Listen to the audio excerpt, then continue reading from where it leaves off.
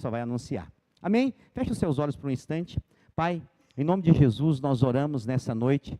Pedimos ao Senhor que nos dê espírito de revelação, sabedoria e entendimento no pleno conhecimento da verdade que é a Tua palavra. Fala conosco, fala o nosso coração. Revela-te a nós nessa noite através da Tua palavra. Nós temos fome e sede de Ti e queremos avançar na revelação da Tua palavra sobre as nossas vidas. Ensina-nos, Espírito Santo, e nos conduz a toda a verdade do Senhor, em nome de Jesus. Diga amém. Glória a Deus. Hoje, para aqueles que gostam de anotar o tema da mensagem, eu quero falar sobre o poder de Deus na sua fraqueza. Você sabe que Deus, Ele muitas vezes escolhe pessoas fracas, improváveis, pequenas, para manifestar o seu poder. Deus é completamente contrário ao mundo. Como que o mundo escolhe as pessoas hoje? Os mais talentosos, sim ou não? Os mais bem apessoados, os mais inteligentes. Essas são as características daqueles que o mundo escolhe. Deus não. Deus escolhe pessoas improváveis, pequenas, até mesmo insignificantes, para manifestar o seu poder. E hoje eu queria falar para você a história de um personagem da Bíblia chamado Gideão. Gideão era alguém com essas características que foi escolhido por Deus para liderar um grande processo. Olha só que interessante. Vamos ler a palavra de Deus lá em Juízes capítulo 6, no verso 11 e 12. Abre lá para nós, por favor. Se você está com a sua Bíblia aí, abra a sua Bíblia em Juízes capítulo 6, versículo 11 e 12. Juízes fica lá no Velho Testamento.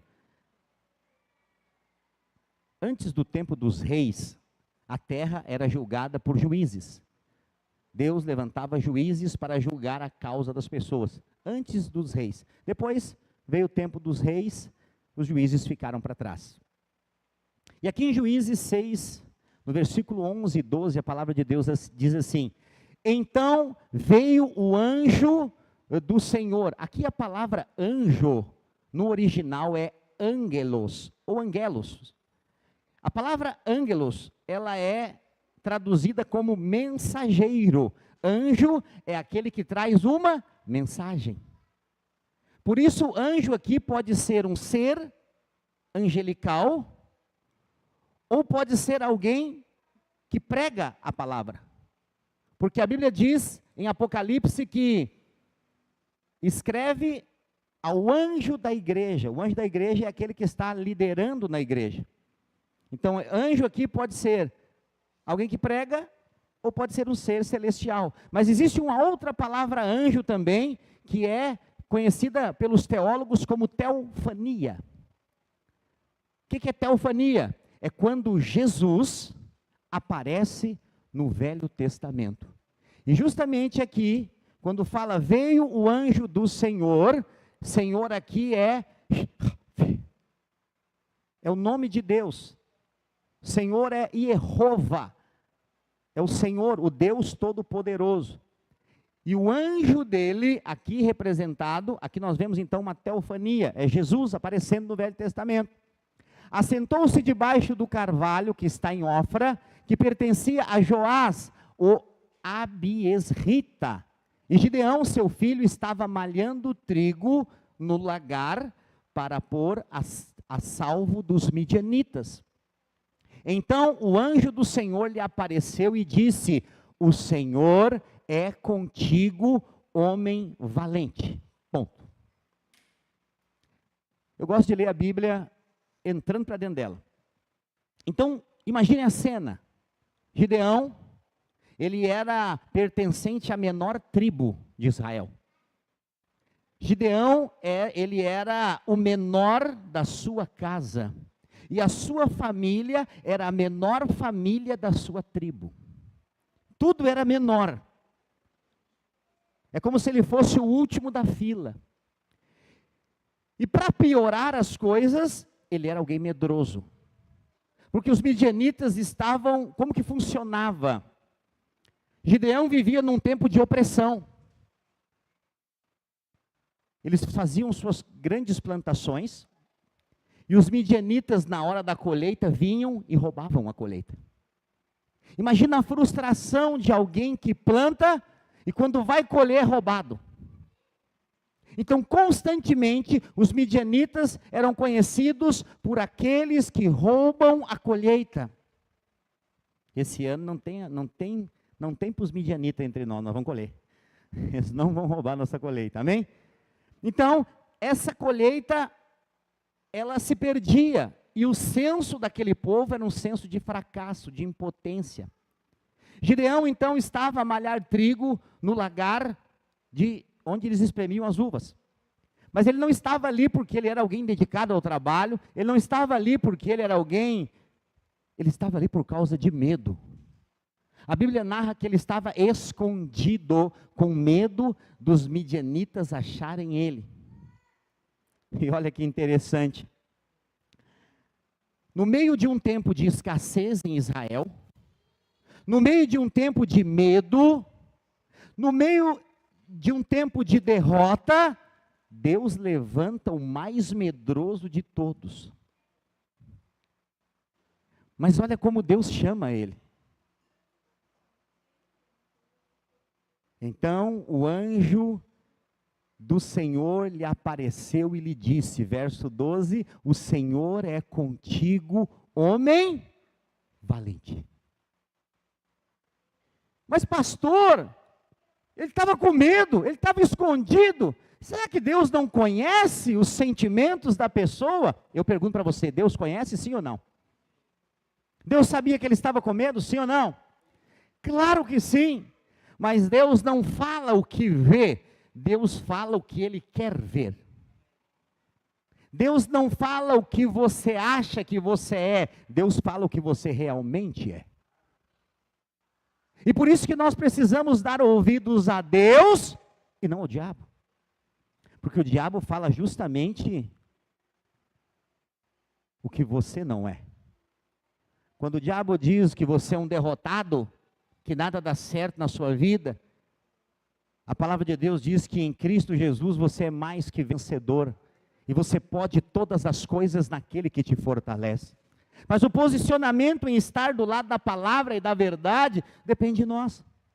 E dentro desse contexto aqui em Israel, nós vemos um tempo de escassez, de opressão, de decepção, tristeza, porque não existe situação mais ruim do que você trabalhar. Você sabe que um plantio leva tempo, o cultivar leva tempo, e a hora mais esperada de qualquer plantação é a colheita. A expectativa de tudo é a colheita. E quando chega o dia da colheita, eles foram roubados. Os midianitas roubaram completamente a colheita. E ainda mataram as pessoas. Uma completa tristeza, decepção. Gideão se encontrava nessa situação. Mas o Senhor enviou o seu anjo até ele, para levantá-lo. Ouça aqui, Deus te levanta, Deus não te abate. Deus, Ele quer te levantar, Deus não quer te abater. Pastor, mas então por que as circunstâncias acontecem na minha vida? Circunstâncias ruins são oportunidades de promoção. Mas você só é promovido se em meio à circunstância você dá a resposta certa. Eu sempre falei isso muitas vezes nos nossos cultos e ensinos. Mas talvez você deve perguntar assim, mas qual que é a resposta certa? Hoje eu vou te dizer qual é a resposta certa, diante de todas as circunstâncias. É uma só: permanecer. Não desistir. Não voltar atrás. Permanecer. Por que eu digo isso para você? Porque a Bíblia diz que o vencedor é aquele que permanece. É aquele que, tendo pondo a mão no arado, não olha para trás, mas prossegue para o alvo, porque a Bíblia diz que tem um prêmio da soberana vocação de Deus para nós. Nós quem? Aqueles que permanecerem até o fim. E eu vou dizer para você, não vai demorar muito. O fim está próximo. Você precisa estar preparado. Nós estamos às vésperas de deixar essa terra.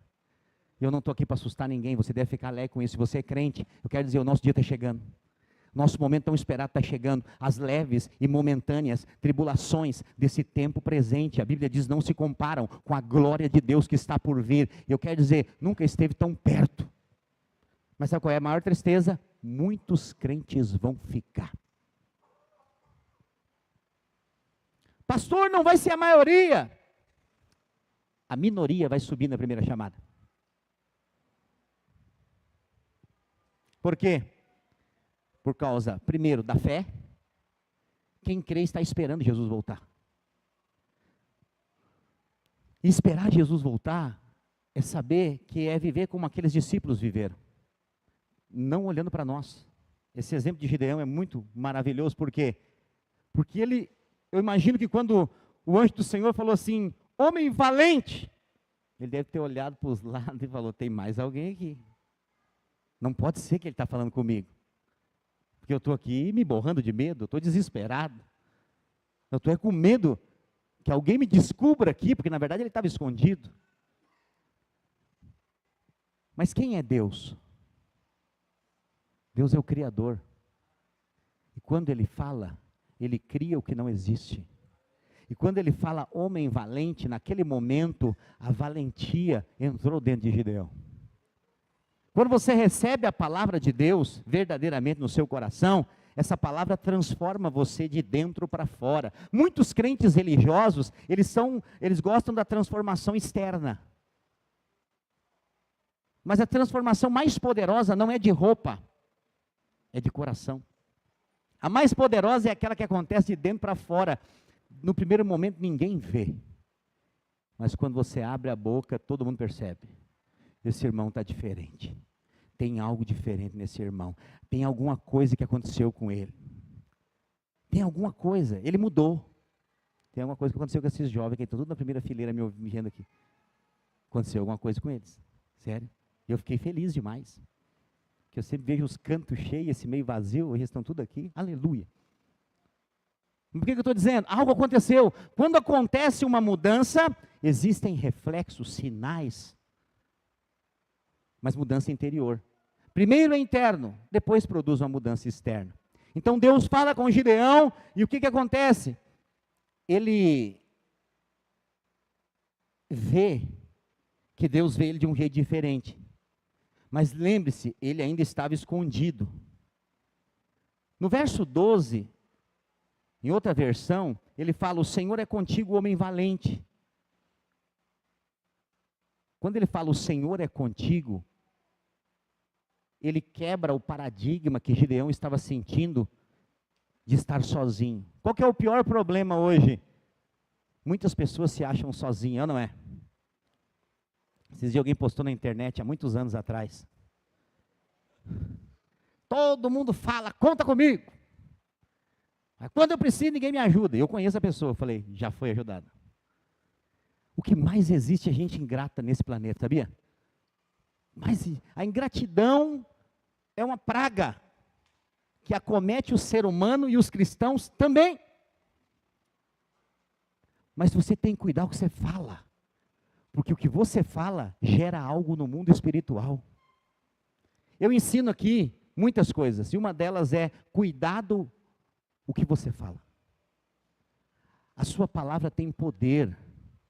Quando você diz, o meu filho é uma bênção, mesmo ele sendo um pouquinho bagunceiro, você está gerando algo no mundo espiritual. Aí muita gente diz, é uma bênção, eu sei que é uma bênção. Você é profeta de Deus, você não fala o que você está vendo, você fala o que você quer ver. Quando você fala, meu casamento é uma bênção, você fala assim, porque o senhor não mora lá em casa. Não, é porque falta fé. Só isso. Falta você crer da forma correta. Pastor, o senhor não conhece meu marido. O homem chega do serviço, não troca uma lâmpada. Senta no sofá, fica na caixa do nada. E eu falo com ele, ele só faz assim, Qualquer semelhança é mera coincidência.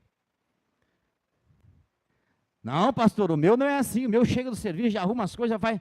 Então segura esse homem, não solta ele de jeito nenhum. Que ele é uma raridade.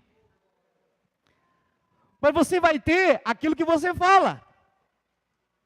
Mas até quando eu vou falar? Palavras são sementes. Quando Deus fala sobre Gideão, Ele está lançando uma semente. Uma semente não brota imediatamente. Quando você lança a semente, ela cai numa terra fértil, ela vai gerar fruto. Fala assim comigo, palavras são sementes. É muito importante você entender isso, porque palavras boas dão frutos bons, mas palavras ruins também dão frutos ruins. E nós temos que ter cuidado com o que nós falamos. O que você fala a respeito das suas finanças, da sua vida, do seu casamento, dos seus filhos. Eu quero dizer, você é profeta de Deus, vai acontecer. Vai acontecer. Mas você não só profetiza hoje com a boca. Você também profetiza com os dedos. Não é? Nós estamos na era digital. Quando você libera uma mensagem, é poderoso. Sério, quando eu li essa mensagem esses dias, há muitos anos atrás, eu falei assim, Deus,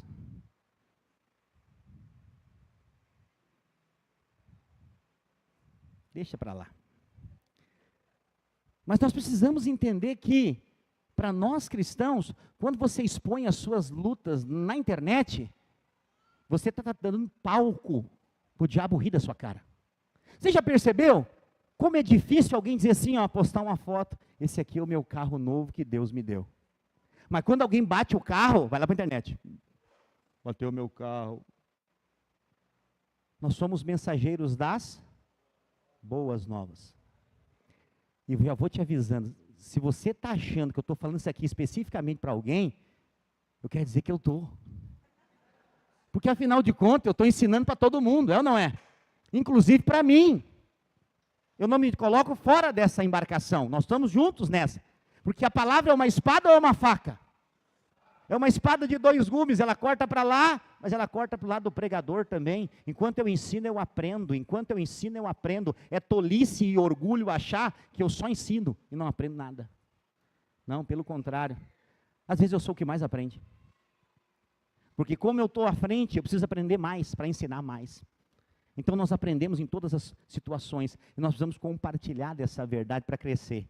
Ah, pastor, mas quando o senhor fala isso, eu sei que eu faço algumas coisas dessas, eu fico bravo. Então, cria vergonha na cara e muda de vida. Hoje eu estou impossível. Mas Deus me fez assim, aleluia. Para quê? Porque Deus quer levar você para outros níveis. Deus quer levar você para um nível de maturidade que vai atrair pessoas. Algumas até vão dizer, ei, você não tem problema, como é não ter problema? Não, eu tenho, mas eu tenho um Deus que resolve todos os meus problemas. Então as minhas lutas eu coloco para Ele, as minhas vitórias eu boto o ventilador para testemunhar para todos que Deus é bom na minha vida. Você está me entendendo? Um dia um irmão capotou o carro dele várias vezes, e antes de ele avisar todo mundo, ele tirou uma foto e botou no status dele. Ele era irmão da nossa igreja, eu falei... Eu era pastor lá em Sapucaia, essas coisas eu conto desde longe, não tem ninguém aqui para ficar pensando quem é. E aí, entrei em contato, falei, mano, o que aconteceu? Ele falou, capotei o carro várias vezes. Eu falei, tu tá bem? Ele falou, tô bem. Tu já avisou alguém? Ele falou, não, antes de chamar a SAMU e a polícia, eu fiz uma foto aqui para gravar, guardar de recordação. Eu falei, miserável, não falei para ele, mas assim, falei, meu Deus, que loucura, Jesus. E aí, ele passou um tempo, ele tinha seguro no carro, o seguro pagou o valor total do carro dele, nem valia. E ele comprou um carro zero. Foi lá, pegou o dinheiro, deu de entrada, parcelou o resto, comprou um carro 0 quilômetro. Eu fiquei esperando. Passou um mês, passou 2 meses, eu chamei ele, falei, irmão, vem cá. Comprou um carro zero, né? Ele falou, sim, pastor, aconteceu o seguro. Não, tu já me falou. Quando é que tu vai tirar uma foto desse carro e botar na internet para dizer, Deus me deu? Ah, sabe como é que é, né, pastor? Os olhos grandes, não dá para divulgar as bênçãos. O evangelho é o evangelho das más notícias ou das boas novas? É das boas novas. Então eu e você somos mensageiros das boas novas. Mas se a minha vida está uma desgraça, pastor, não posta nada. Fique em silêncio. Mas eu posso provar para você que a sua vida não está uma desgraça. Sua vida é uma bênção. Se você conversar comigo 5 minutos, eu posso provar para você que você tem mais de 5 motivos para se alegrar. Se alegrar. Você não passa por situações que outras pessoas passam. Mas só pelo fato, a Bíblia diz que nós temos o nosso nome escrito no livro da vida, nós devemos nos alegrar. Porque nós somos salvos do inferno, mas não é mais o nosso lugar. Quando estamos entendendo, diga amém. Então nós temos que aprender que com esse exemplo de Gideão, Deus vê diferente. Uma das orações que eu faço é: Senhor, me ajuda a ver como o Senhor vê. Porque às vezes eu sou ser humano também.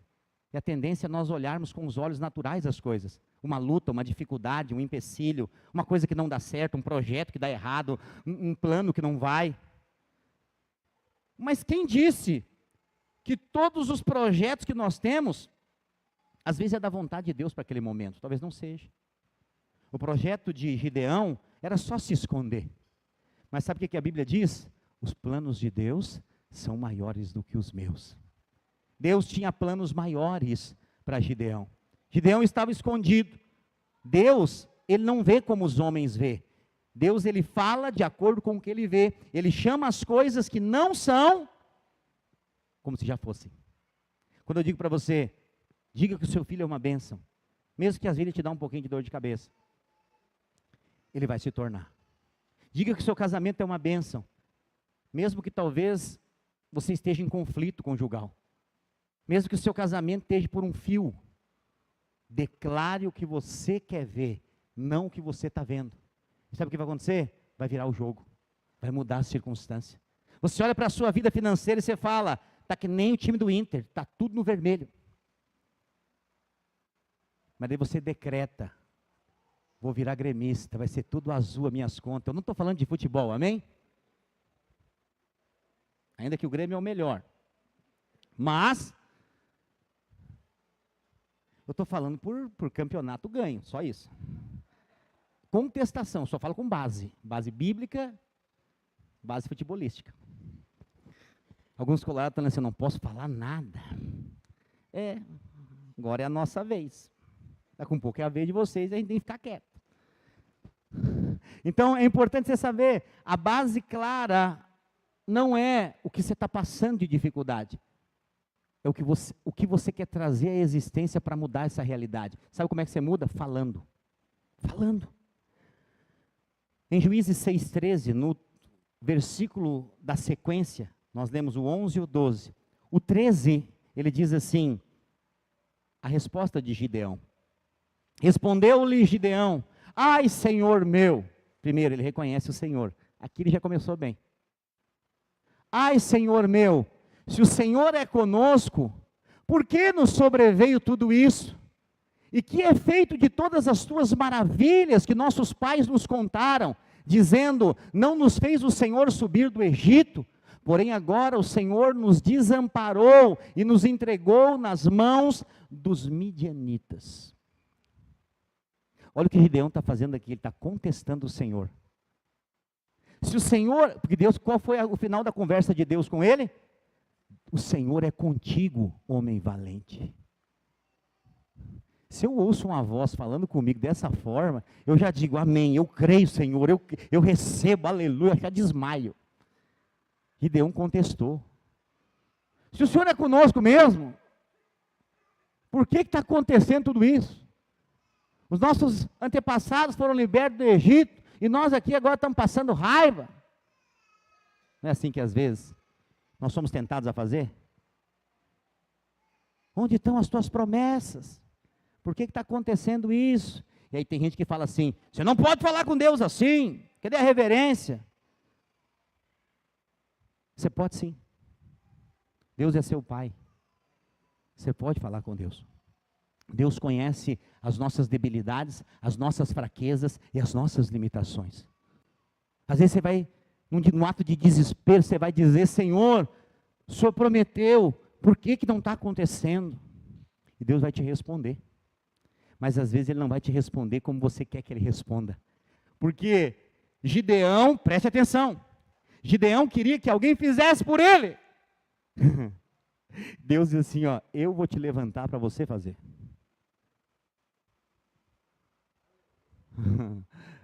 Talvez o que você está esperando Deus fazer, Deus já deu habilidade para você fazer.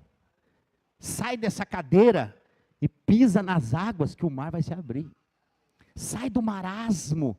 Para de olhar para você mesmo e olha para o céu. Eleva os olhos para os montes, de onde virá o meu socorro. O meu socorro vem do Senhor, que criou os céus e a terra. Ele é o Senhor que nos guia, que nos conduz por um caminho sobremodo excelente, que nos adestra as nossas mãos para a batalha, diz a palavra de Deus. Mas sabe de uma coisa? Essa batalha não somos nós que lutamos. Porque nós, na atual conjuntura, já temos a vitória da cruz. Ele já nos deu a vitória da cruz. Então, o contexto de Gideão é que a sua tribo era menor, a sua família era mais pobre e a menor, e ele era o menor da sua casa. O que ele era na nossa linguagem de hoje? Uma pessoa improvável. Completamente improvável. Sério. Tem uma canção que me mandaram esses dias, eu até achei legal. Que a letra dela diz assim, eu não sei o que ele viu em mim. É verdade. Se você pensar que você é um escolhido de Deus, nós não temos adjetivos para falar o porquê que Ele nos escolheu. Porque talvez nem nós nos escolheríamos. Talvez nem nós nos escolheríamos, mas Ele nos escolheu. Ele nos separou. E Ele quer nos levantar e nos colocar numa posição para que a glória dEle se manifeste através da nossa vida. Uma coisa interessante que ele fala no próximo versículo, no 14. Todo esse diálogo é uma loucura natural. Ele pega um cara medroso, escondido, chama de valente. E olha o que ele fala aqui no verso 14. Bota o verso 14 lá, por favor. Gideão contesta o Senhor. E o Senhor responde o quê? Então se virou o Senhor para ele e disse, vai nessa tua força e livra Israel da mão dos midianitas. Porventura, não te enviei eu? Sabe o que eu acho? Gideão estava se lamuriando para Deus. Sabe o que Deus fez? Como deve fazer para uma criança que quer chamar atenção? Já viu criança que quer chamar atenção, como é que faz? Todo mundo percebe uma criança birrenta. Percebe ou não percebe? Ela se joga no chão, ela esperneia, grita, berra, para chamar atenção. Eu tenho uma netinha, tem 2 anos. Ela já tentou várias vezes isso comigo. Agora ela já aprendeu que não cola. Ela vem, vovô, eu quero tal coisa. Você não pode pegar. Uma vez ela se jogou no chão, eu fiquei assistindo. Estava só eu, a minha esposa e ela. Não estava nem o pai nem a mãe dela junto. Se tivesse, eu ia fazer a mesma coisa. Ela ficou se enrolando no chão, fiquei olhando, esperando. Ela me olhava um pouquinho, eu não falava nada, ela continuava. E eu ficava olhando. Ela cansou, tomou um suador. Aí fica aquilo assim, ó. Aí a minha esposa falou, viu, ela está sentida. Eu falei, shut up. Shut up é cala-te em alemão. Eu xingo em alemão porque ela não entende. Ela não fica brava. E aí, estou te ensinando estratégia, irmãos. Aí, ela parou, suou sua dor. Daqui a pouco ela veio para minha perna. Pegou, deitou no meu colo e dormiu. E não ganhou o que ela queria ganhar. Por quê? Para criança mimada, você se faz de surdo, mudo e cego. Você percebe que o verso 13, Gideão se joga no chão, esperneia, Senhor, Senhor. No verso 14, o Senhor fala assim, olha o sinal. Então se virou o Senhor. Por que ele se virou? Porque nessa hora ele estava de costa. Quando você fica fazendo chacrinha para chamar atenção, ele virou de costa. Acabou o show? Gideão, levanta. Vai nessa tua força. Que confusão. O cara medroso chama de valente. O cara fraco, ele chama de forte. Vai nessa tua força. Que força, meu Deus do céu. Ele só está falando o que ele quer que Gideão se torne. Eu quero dizer para você, O poder de Deus se aperfeiçoa na sua fraqueza. Mas o que é fraqueza, pastor? Fraqueza não é pecado. Fraqueza é humilhai-vos diante da poderosa mão de Deus e Ele vos exaltará. O que é humilhai-vos? É saber que Deus vai usar todas as circunstâncias ao seu derredor para te levar para um novo nível de fé, de sabedoria, de graça, de dependência. Então tudo que acontece com você, a Bíblia diz que todas as coisas cooperam ou contribuem para aqueles que amam a Deus e foram chamados segundo o seu propósito. Então Deus vai trabalhar dessa forma. A verdadeira força de Gideão era uma só: reconhecer a sua fraqueza. Quando nós sabemos que somos fracos, o que acontece?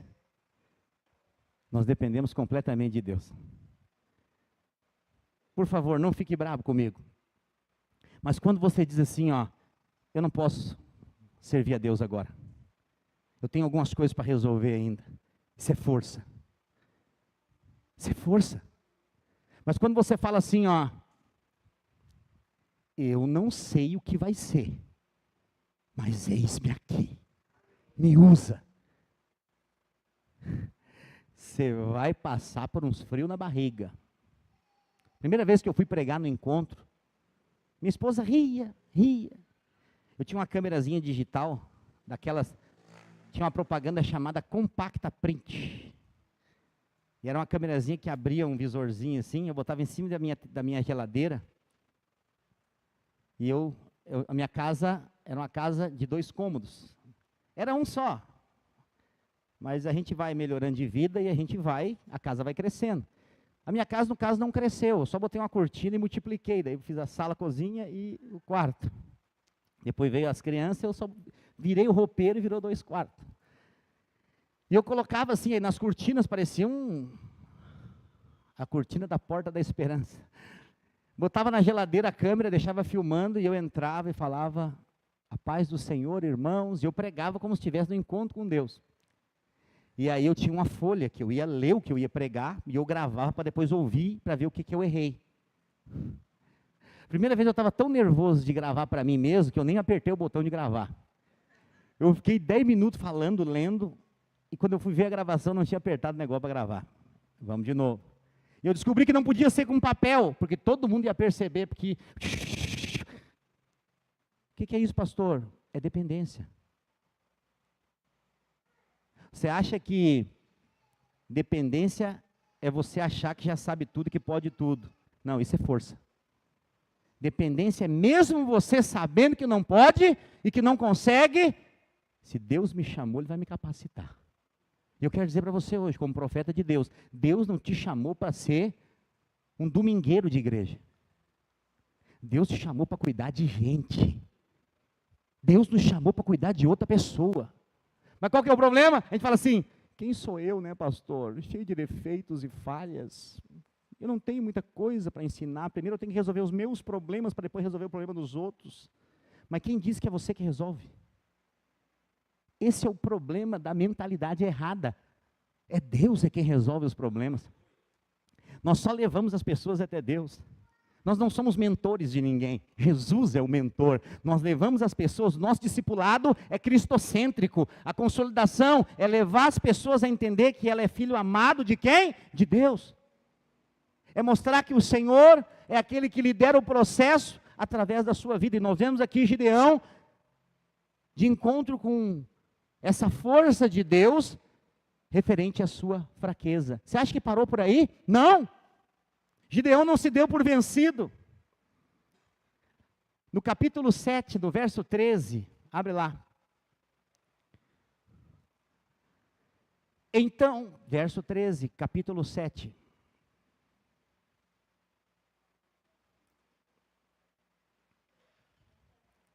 Verso 13, capítulo 7. Obrigado. Eis que um pão de cevada rodava contra o arraiá dos midianitas. Houve uma fala no meio dos midianitas de um sonho que aconteceu. É isso que está aparecendo aqui? Juízes 7, 13. Está certo? Ok, a parte B. Mas vamos ler todo então. Chegou, pois, Gideão, eis que o certo homem estava contando um sonho que o seu companheiro, e disse: tive um sonho.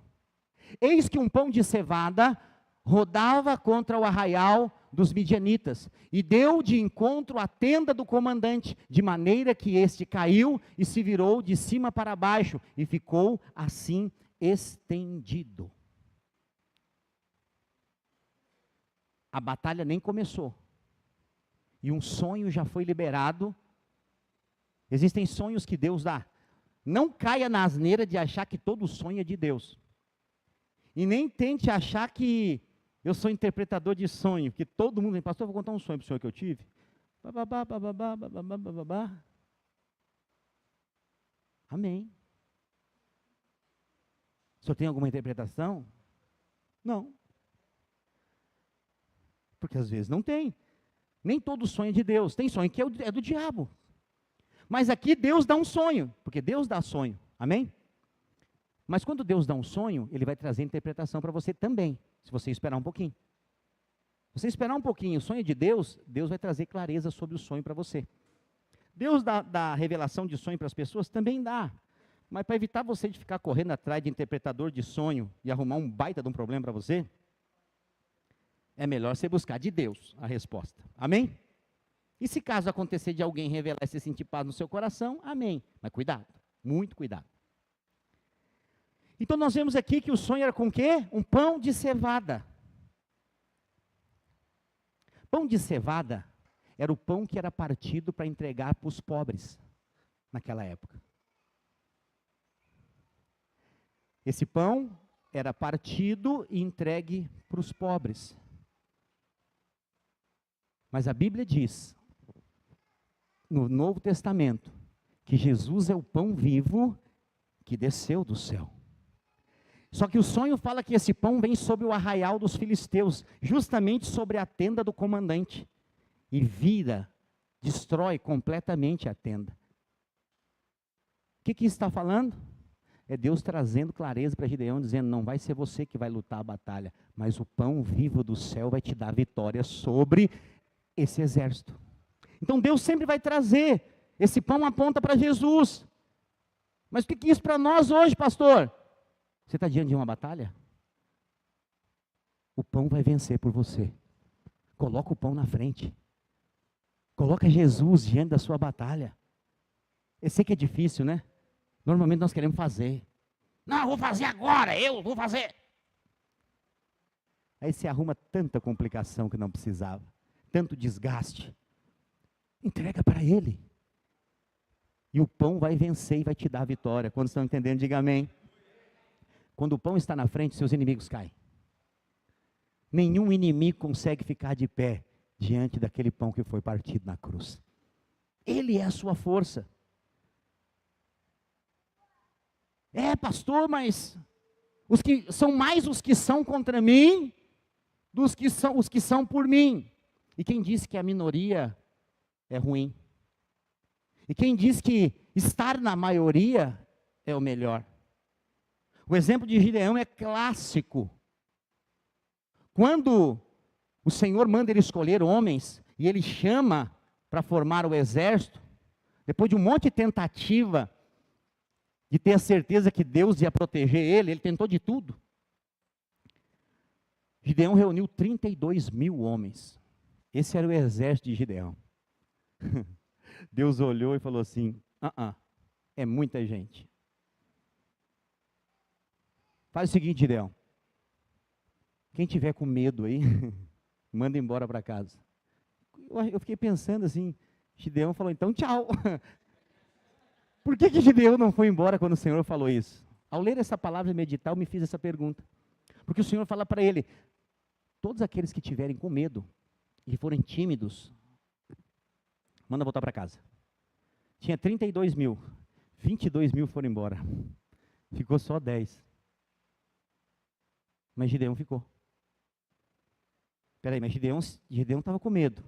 Só que quando Deus falou para ele, homem valente, ali mudou a realidade de Gideão. Ele não se colocou junto com os medrosos, porque ele recebeu a palavra do Senhor. Quando você está aqui sentado e você recebe a palavra de Deus, ela provoca uma mudança no seu interior, mas também provoca uma mudança de atitude no seu dia a dia. Ela te muda, te molda. Só que não para por aí. Deus ainda reduz mais. Ele fala assim: manda esses 10.000 homens beber água no rio. Eles estavam com sede porque estavam há dias sem tomar água. Alguns saíram correndo, desesperados, se jogaram na água. Mas a Bíblia diz que 300 desses 10.000 chegaram no rio, observando ao seu derredor, pegaram água com a mão, sem olhar para a água, e lamberam a água como cachorro, observando tudo. O Senhor falou: são esses que são o teu exército, homens que vigiam, que têm a visão, que estão preparados. Eu penso que ele pensou: 300? Estou perdido. Deus reduziu os recursos, por quê? Você sabe que tem gente que não pode ter dinheiro? Tem crente que não pode ter dinheiro. Se ele tem dinheiro, ele deixa Deus. E às vezes você olha assim: aquele cidadão vive uma vida financeira em crise. Ele deve estar em demanda com Deus, deve ter algum pecado na vida dele, não prospera nunca. Não! Deus não permite, porque se ele tiver muito dinheiro, ele vai para outro lugar e não busca Deus. Vocês estão me entendendo? Deus, ele vai fazer com que todas as coisas cooperem para o seu bem. Agora, por quê? Porque Deus não divide a glória dele com ninguém.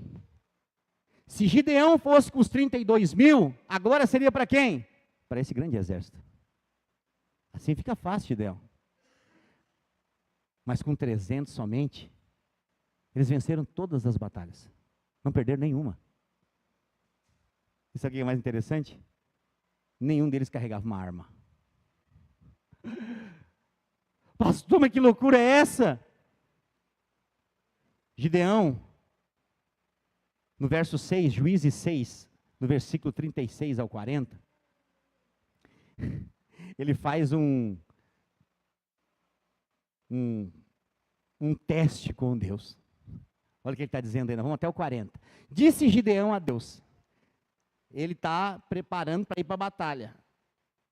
E ele fala assim: se has de livrar a Israel por meu intermédio, como disseste, eis que porei uma porção de lã na eira, no gramado, se o orvalho estiver somente nela, e seca todo ao derredor, então conhecereis que há de livrar Israel por intermédio, como disseste. O que ele está dizendo? Vou pegar um pedaço de lã, vou cortar aqui da ovelha, vou botar no gramado e vou dormir.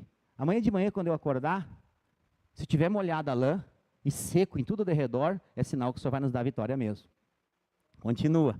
E assim sucedeu que no outro dia, se levantou de madrugada e apertando a lã, do orvalho dela espremeu uma taça cheia de água. Próximo. E disse mais Gideão: não se acenda contra mim a tua ira, Senhor.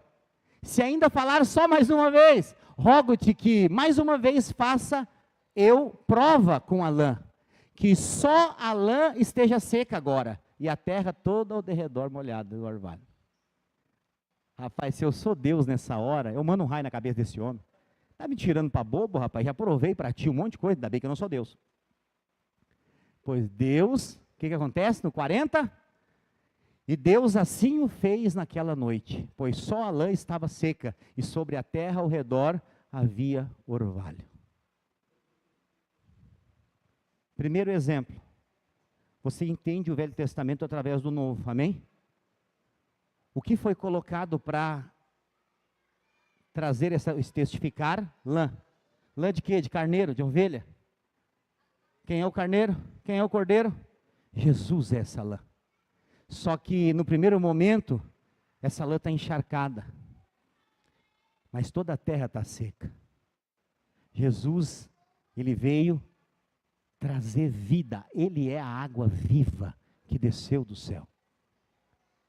Mas no segundo momento, ele se esvaziou na cruz, para que tudo ao derredor dele ficasse molhado. E o que acontece aqui, pastor? Ele se esvaziou, para que nós pudéssemos ser cheios. Nós só somos cheios Porque ele se tornou vazio naquela cruz. Então o Senhor, tudo que está na Bíblia, tem um princípio para a nossa vida. É importante você entender. O Senhor é o pão vivo. O que era o orvalho? O orvalho trazia o maná, a comida que alimentava o povo. Então todas as vezes que você se alimenta de Jesus, a sua vida é transformada, a sua fé é ampliada. Gideão então, debaixo desse teste, ele então creu. Mas é tão interessante que ele só fez isso porque ele não tinha uma certa certeza e confiança nele mesmo. O que é isso? Humildade. Quando você fala assim, não sei, me ensina, me ajuda, isso é humildade. Quando você entende que você precisa sempre estar aprendendo, e você se coloca debaixo da direção do seu líder, daquela pessoa que está te acompanhando, do irmão que está com você ali, ou até mesmo daquele que chegou ontem. Porque nós podemos aprender com todo mundo. Isso é humildade. E a Bíblia diz que Deus levanta os humildes, mas Ele abate os soberbos. Gideão expressa isso. Ele representa aqui, mesmo que testando, talvez a nossa paciência, se nós fôssemos Deus, mas Deus não responde dessa forma para ele. Ele então tem a sua resposta. E eles vão para a batalha. Gideão e os 300 e as suas armas. Pastor, que armas eles carregavam? 3. O exército de Gideão tinha um vaso de barro, uma tocha de fogo e um chifre de carneiro. Espera aí, mas isso aí é uma guerra ou uma festa? Quem sabe que já venceu a batalha, não se prepara para a guerra, mas para a festa. Mas nem aconteceu a batalha ainda. Pois é, a fé é a certeza das coisas que se esperam e a convicção de fatos que não se veem. Mas o exército mesmo não sabia, mas Deus sabia. Tem horas da sua vida que você acha que a sua vida acabou, que algumas áreas não tem mais como mudar. Eu acho que Deus fica olhando e fala assim, não sabe de nada, inocente. É agora que o jogo vai virar. Segura só mais um pouquinho. Não desiste. Espera aí, que vai mudar. Os homens de Gideão, então, tinham o chofar, que é o chifre do carneiro, o vaso de barro e as tochas. O Senhor dá uma direção. Coloca a tocha dentro do vaso. Com a outra mão, toca a trombeta. E vocês vão ter vitória. Tudo isso aqui tem princípios significativos para nós. A trombeta do chifre de carneiro, para você tirar o chifre do carneiro, o carneiro tem que morrer. O que é tocar o chofar? Eu sei que tem muitos irmãos que eles gostam, pastor, quer ter um chofar. Como se tivesse algum poder nisso, não tem nenhum. É uma mensagem. O chofar aponta para uma mensagem. Eu não sei onde é que eu estava uma vez, nós estávamos orando por alguma coisa, alguém tocou a trombeta, né? Do nada, eu falei, me preparei, eu falei, Jesus está voltando, é a última trombeta. Quando eu olhei, tinha um senhorzinho com uma guampinha assim, desse tamanho. Eu falei, meu Deus do céu. Mas tem pessoas que usam a forma literal para entender as coisas. Mas o que significa tocar o chofar? Trompetear é proclamar. Proclamar o quê? O carneiro que morreu para que outros possam viver. O tocar do chofar é dizer, eu sou vencedor, porque alguém já venceu a minha batalha. Sabe por que você é vencedor? Não porque você é o melhor, não porque você sabe tudo, não porque você é perfeito, mas porque Jesus morreu por você naquela cruz. Trocar a trombeta é anunciar as boas novas do Evangelho, é dizer, Ele está morto para que você viva, Ele perdeu para que você ganhe, Ele abriu mão de tudo, se tornou pobre para que você possa ser rico, possa desfrutar de tudo aquilo que Ele tem do bom e do melhor para você. Essa é a verdade do Evangelho, essa é a mensagem que liberta. A Bíblia diz que é o poder de Deus para todo aquele que crê. E depois então que eles tocavam o chofar, imediatamente a direção é: quebra o vaso, para que a tocha emita sua luz. Jesus é a tocha. E o vaso quem é? Só há a luz de Deus através de você se você for quebrado. Quando você estiver inteiro, é você que vai aparecer. Por isso Deus vai trabalhar para moer você. Como assim, pastor? A sua alma, o seu ego, o seu eu. Você só é útil para Deus se o vaso for quebrado. Você ainda governa a sua vida. Você ainda faz o que você quer. Você ainda define em que área você vai servir a Deus, como você vai servir a Deus.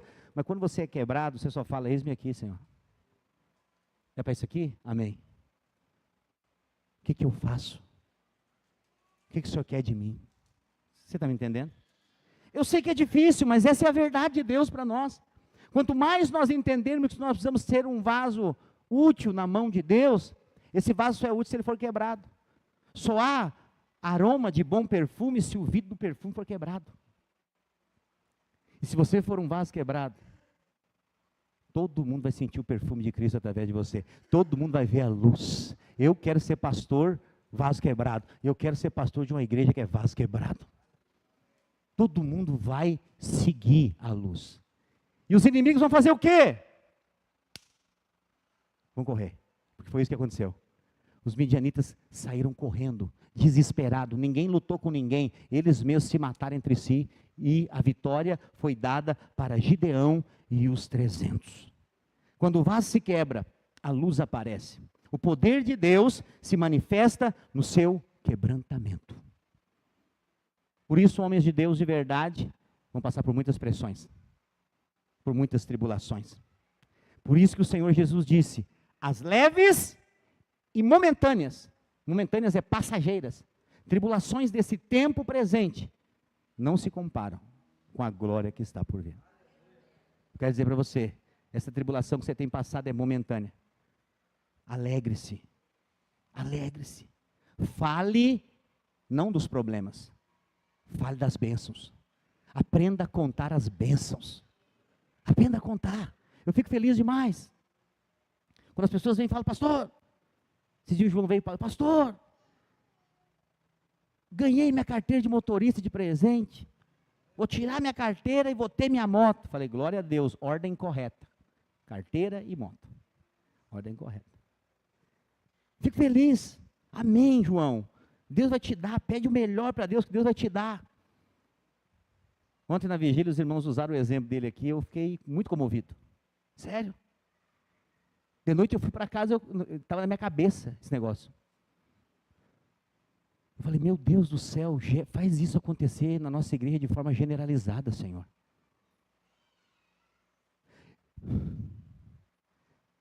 O João era o cara da motorizada, lembra da motorizada? Um vizinho me ligou aqui, tem uma gurizada aí, que fica acelerando uma cachopa de abelha aí na frente. O senhor pode pedir para parar? Eu falei: claro. Aí joguei no colo do obreiro, falei: ó, obreiro, resolve isso aí para nós, pelo amor de Deus. Era apaixonado por essa tal de motorizada. Essa semana ele vendeu para pagar a inscrição de um monte de gente que eles vão levar para o encontro. Espera aí, pastor, como assim? Era a paixão dele. É que quando você encontra a pérola de maior valor, tudo perde o valor.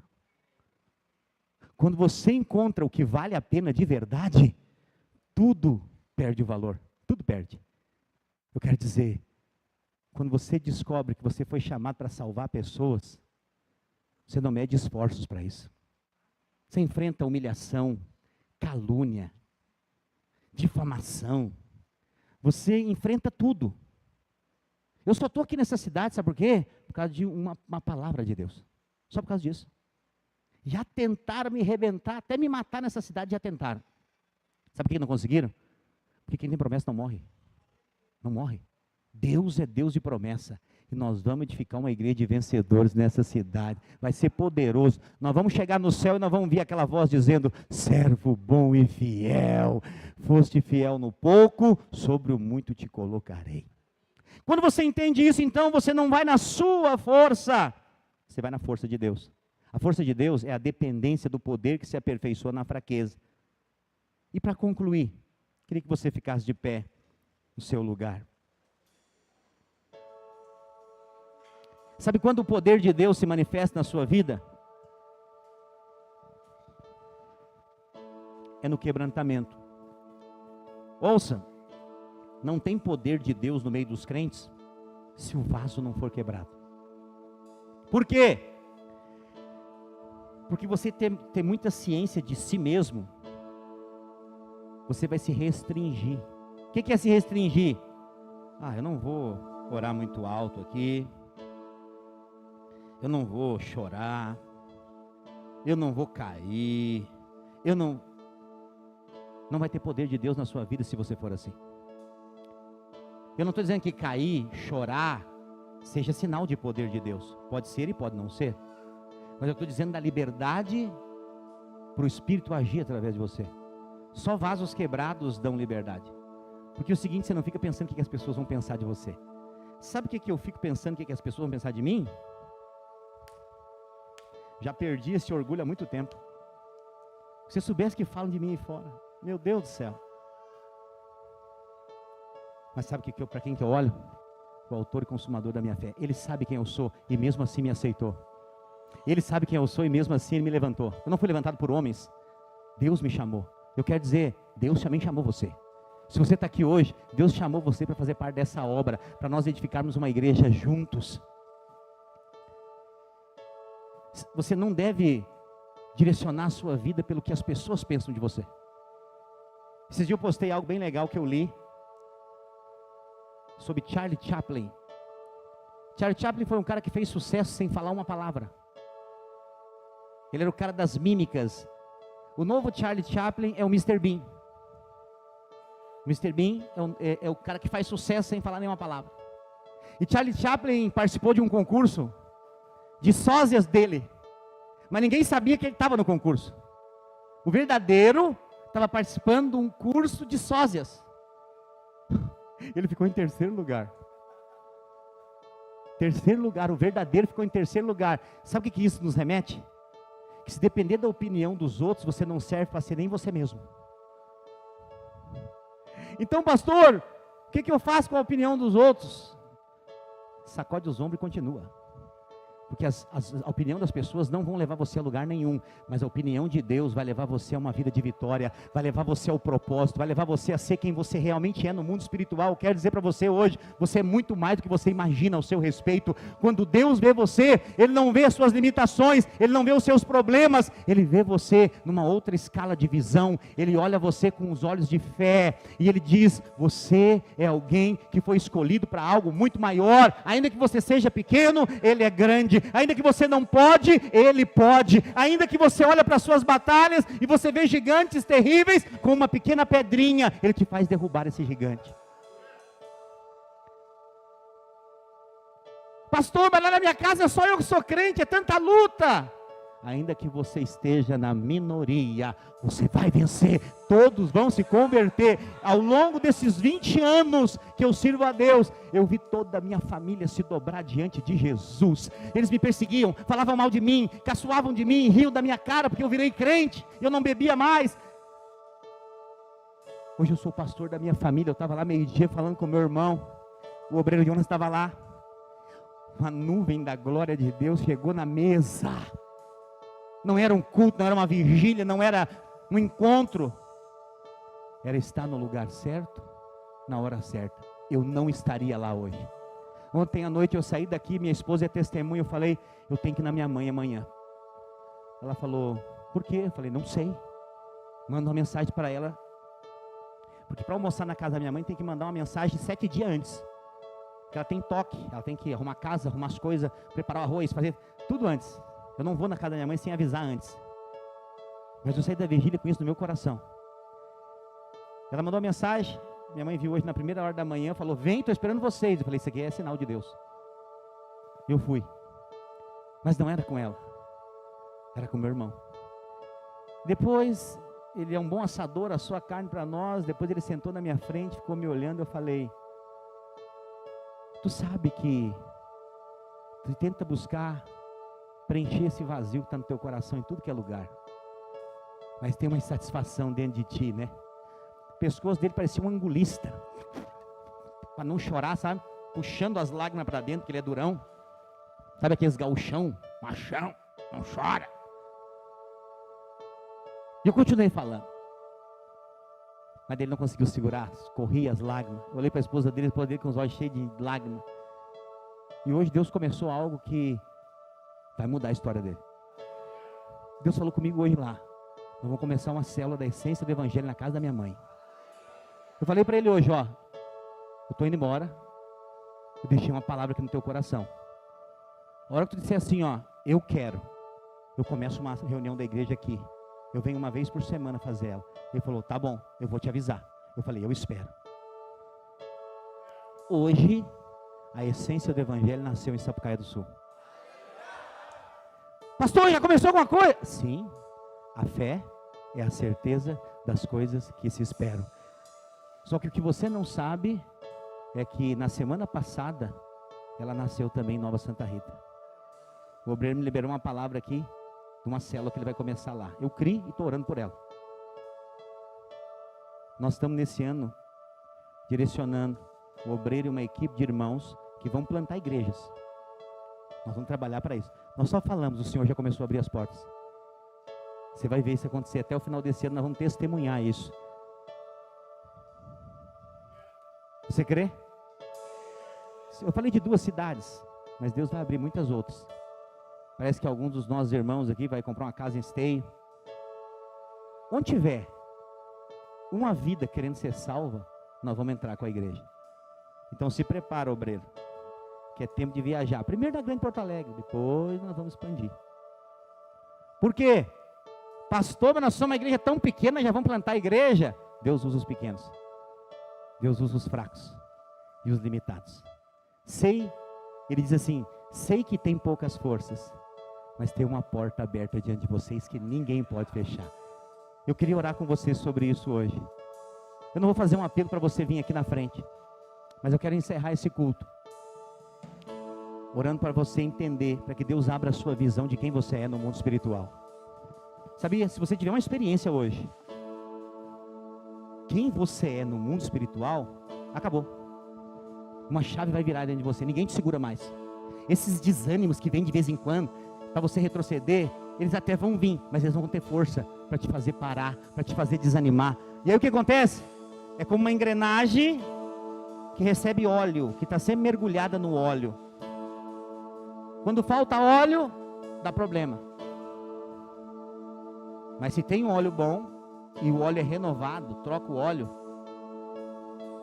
entendeu? O negócio vai funcionar bem. Deus, Ele está renovando essa unção sobre a sua vida por meio da palavra. Eu estava pregando aqui, enquanto eu estava pregando, algumas pessoas, seu coração estava queimando. Sabe o que é isso? Deus está falando com você. Deus usa o profeta, usa o pregador, usa aquele que está liberando a palavra, e Ele testifica no seu coração. É no seu coração que o testificar vem. Eu quero dizer para você, receba essa palavra no seu coração. Feche os seus olhos. Pai, em nome de Jesus, nessa noite eu quero orar pela vida de cada um dos meus irmãos. Eu sei que hoje uma chave espiritual foi liberada sobre a vida dos meus irmãos. Eu oro nessa hora declarando em nome de Jesus, que eles possam ter a visão espiritual ampliada, e que eles possam ver quem eles são no Senhor. Assim como o Senhor falou a respeito de Gideão, e Gideão viveu batalhas que ele jamais poderia lutar, mas o Senhor deu vitória em todas elas. Eu declaro, nós somos uma igreja de vencedores. Cada irmão é direcionado para viver uma vida na dependência do Senhor. Por isso eu oro nessa hora, Senhor, que os teus filhos possam desfrutar do teu amor, da tua graça, da capacitação dos mais altos céus, para que eles possam viver essa vida de vitória. Eu oro em nome de Jesus. Diga ao fraco, eu sou forte. O Senhor declara hoje, o poder está sobre a sua fraqueza. Onde você é fraco, o poder de Deus se manifestará. Eu declaro e profetizo sobre a sua vida, em nome de Jesus, um tempo de romper espiritual sobre a sua vida, sobre a sua casa, sobre a sua família. Em nome de Jesus, que trazem chuvas de bênção. Eu declaro um tempo de vitória, um tempo de alegria, um tempo de experimentar um novo nível de fé e ousadia para o sobrenatural de Deus. Declara assim comigo: eu creio que o Senhor me chamou como Gideão para um tempo como esse. Eu creio que não é na minha força natural, mas é no poder do Espírito de Deus que está sobre a minha vida. Eu declaro: eis-me aqui, usa-me, Senhor, em nome de Jesus. Amém. Aleluia. Dê uma salva de palmas ao Senhor Jesus. Aleluia.